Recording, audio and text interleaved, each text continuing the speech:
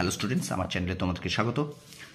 2026 মাধ্যমিক পরীক্ষার্থীদের কথা মাথায় রেখে ভূগোলের টেক্সট বই থেকে খুঁটিয়ে শর্ট প্রশ্ন যে ক্লাস করছিলাম সেটি কন্টিনিউ করছি ভারতের ভূপ্রকৃতি থেকে।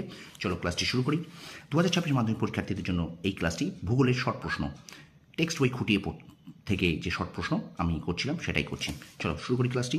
এখন আমরা পড়ব উপদ্বীপীয় মালভূমি অঞ্চল। এই উপদ্বীপীয় মালভূমি অঞ্চলের প্রথম একটা পার্ট যেটা মধ্য ভারতের উচ্চভূমি, এই পার্টটা আমরা করবো। ঠিক আছে, তোমরা প্রথম থেকে শেষ পর্যন্ত একটা ভিডিওটা একটু স্কিপ করবে না। এখান থেকে কিন্তু শর্ট প্রশ্ন কী কী আসবে আমি কিন্তু লাইন দাগিয়ে দেবো, আর তোমরা অবশ্যই খাতা পেনে খাতায় নোট করতে থাকো।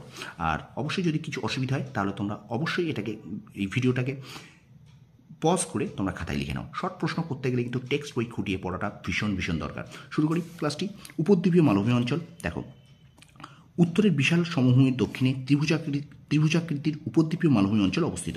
এই মালভূমি অঞ্চল উত্তর পশ্চিমে আরাবল্লী পর্বত থেকে পূর্বে রাজমহল পাহাড় এবং দক্ষিণে কন্যাকুমারী পর্যন্ত প্রায় 13.5 লক্ষ বর্গকিমি অঞ্চল জুড়ে রয়েছে।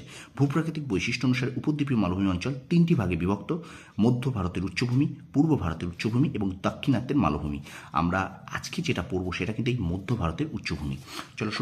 চলো কন্টিনিউ করছি ক্লাসটি।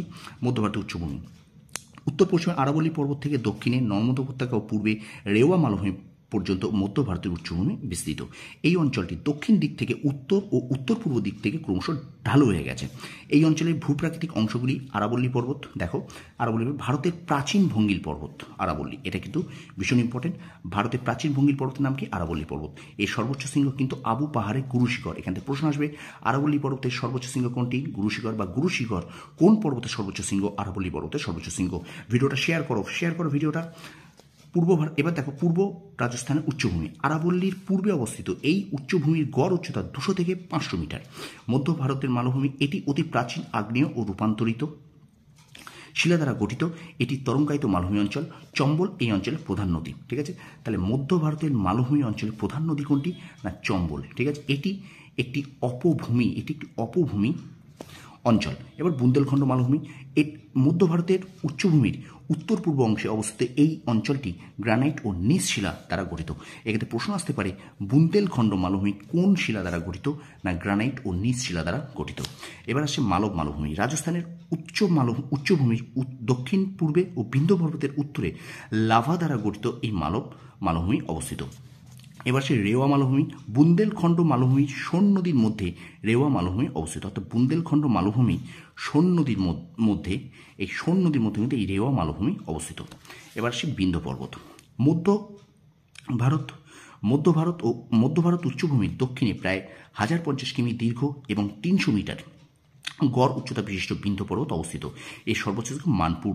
অর্থাৎ এখান থেকে একটা শর্ট প্রশ্ন আসতে পারবে যে বিন্ধ্য পর্বতের সর্বোচ্চ শৃঙ্গের নাম কি? না মানপুর। অনেক বইতে কিন্তু মানপুবও থাকে, এটা এখানে লেখা আছে মানপুর যাই আছে, এটা কিন্তু উত্তর। ঠিক আছে, মানপুর কোন পর্বতের সর্বোচ্চ শৃঙ্গ? না বিন্ধ্য পর্বতে।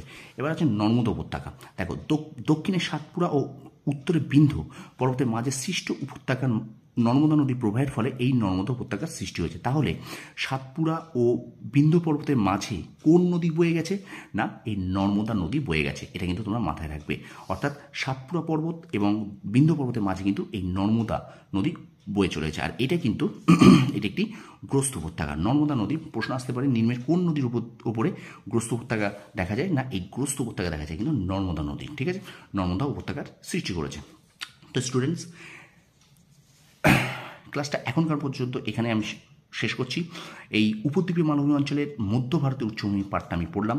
তোমরা যেগুলো দাগিয়ে দিচ্ছি সেগুলো শর্ট প্রশ্ন আকারে লিখে নাও। আর শর্ট প্রশ্নের জন্য কিন্তু তোমাদের টেক্সট বইটা খুঁটিয়ে পড়তেই হবে। তার জন্য কিন্তু আমার চ্যানেলটা শেয়ার করতে হবে, সাবস্ক্রাইব করতে হবে, আর পাশে থাকা বেল আইকনটি প্রেস করে রাখতে হবে। টেক্সট বই খুঁটিয়ে পড়লে একটা শর্ট প্রশ্ন ভাববে না। আর টার্নিং পয়েন্ট চ্যানেল কিন্তু তোমাদের পাশে 2026 মাধ্যমিক পরীক্ষার্থীদের জন্য ক্লাস রেগুলার দিচ্ছে। তোমরা অবশ্যই চ্যানেলটা শেয়ার করো, সাবস্ক্রাইব করো, আর পাশে থাকা বেল আইকনটি প্রেস করে রাখো। জোরদার পড়াশোনা করো, বছর শুরু থেকে একদম উঠে পড়ে লাগো, রেজাল্ট ভালো হবেই হবে। তোমরা সফল হও, তোমাদের সাফল্য কামনা করি। ধন্যবাদ।